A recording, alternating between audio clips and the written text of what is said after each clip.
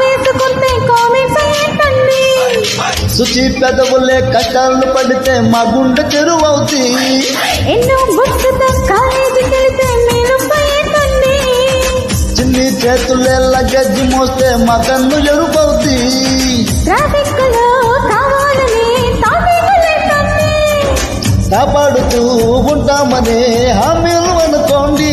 అయితే హరే రామచిలక కాదది హరే వామచిలక, నాకది భలే మనసు కనుక మెలకకు తొలగించావులక. గోదారి గట్టు పైన చిన్నారి చిలక ఉందా, చిలకమ్మ మనసులోన చిగురంత మెలక ఉంది. అయితే హరే రామచిలక కాదది హరే వామచిలక, నీకది బొటించింది చురక, నాకెక్క దొరకను నీ పిలక.